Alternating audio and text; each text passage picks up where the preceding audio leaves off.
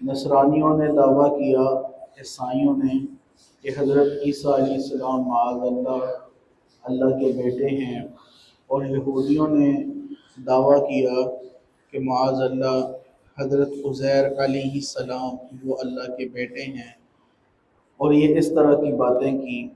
اللہ رب العزت نے آیت نمبر 116 میں اس کا رد فرمایا کہ اللہ بیٹا بنانے سے پاک ہے۔ آج کی آیت نمبر 117 کا اسی پچھلی آیت سے تھوڑا بہت ربط ہے۔ اللہ رب العزت ارشاد فرماتا ہے سورۃ بقرہ آیت نمبر 117 پارہ نمبر 1، بدیع السماوات والارض، وہ اللہ جس نے آسمان اور زمین کو نئے سرے سے پیدا فرمایا۔ بدیع کا معنی ہے کسی چیز کو پہلی بار بنانا۔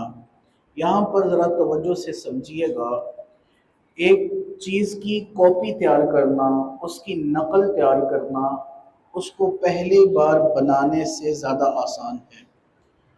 ایک آپ کے سامنے مجسمہ بنا دیا گیا ہے، ایک نقشہ تیار کر دیا گیا ہے، اور آپ پہلے بھی اسے بنا چکے ہیں، اب دوبارہ سے اسے بنانا وہ زیادہ مشکل پیش نہیں آتی۔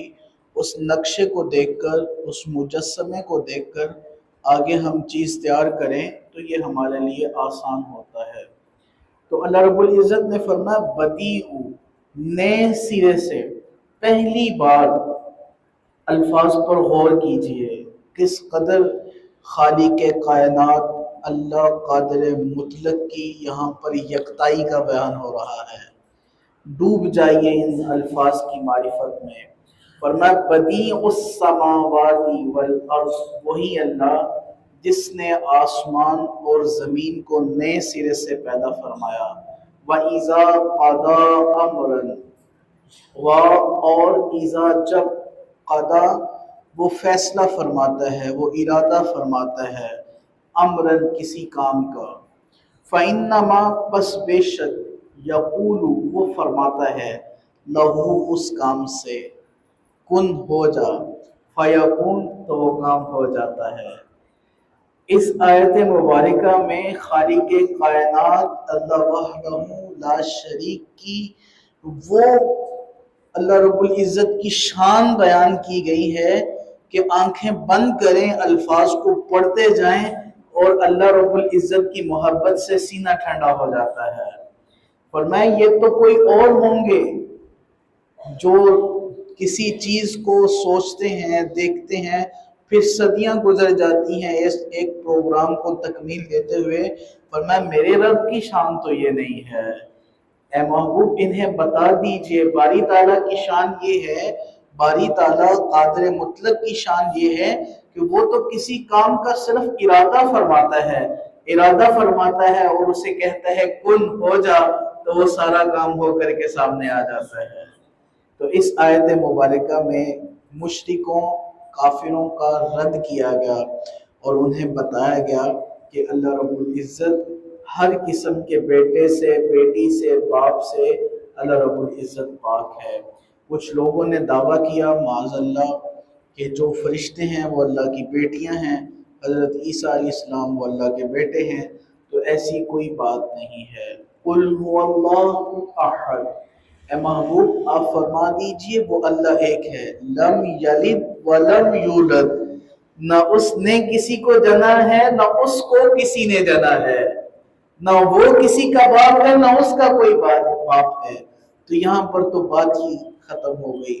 لم یکن لہ کفوا احد، اور اے محبوب کہہ دیجئے انہیں کوئی بھی اللہ کے ہمسر ہے ہی نہیں، اللہ کے ہم پلہ ہے ہی نہیں، اللہ کے برابر ہے ہی نہیں۔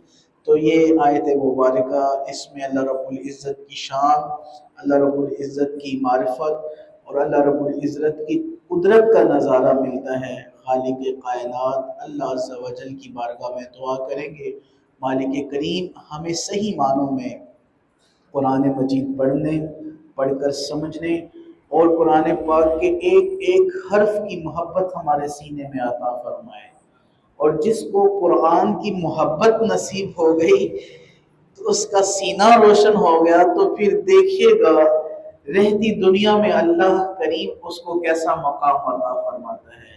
اللہ کرے اللہ کے پیاروں کے صدقے، اللہ کے جو مقربان ہیں، اللہ کے حبیب ہیں، اللہ کریم ان کے صدقے ہمیں قرآن کی محبت عطا فرمائے۔ اور قرآن کی محبت یہ ہے کہ قرآن کو اچھے طرح سے پڑھا جائے، اس کے پڑھنے کا حق ادا کیا جائے، اس کو سمجھا جائے، اور پھر اصل حق یہ ہے کہ اس پر عمل بھی کیا جائے۔ اللہ کریم صحیح معنوں میں ہمیں قرآن کی محبت اور اس کا حق ادا کرنے کی توفیق عطا فرمائے۔ جتنے نمازی صاحبان اس مجلس میں تشریف فرما ہوتے ہیں، میں باری تعالیٰ کی بارگاہ میں دعا گو ہوں، یا الہی ان سب نمازیوں کے سینوں کو روشن فرما، اور ان کے صدقے اس فقیر کے سینے کو بھی معطر فرما، اور یا الہی یہ سلسلہ رحمت کا، برکت کا، یہ جو تیری دی ہوئی توفیق ہے، الہی مرتے دم تک یہ ہم سے چھیننا نہ، جب تک آخری سانسیں باقی رہیں الہی تیرا قرآن پڑھتے پڑھاتے رہیں، سمجھتے سمجھاتے رہیں۔ اللہ کریم ہمیں عمل کی توفیق عطا فرمائے، آمین بجاہ طہ و یاسین۔ السلام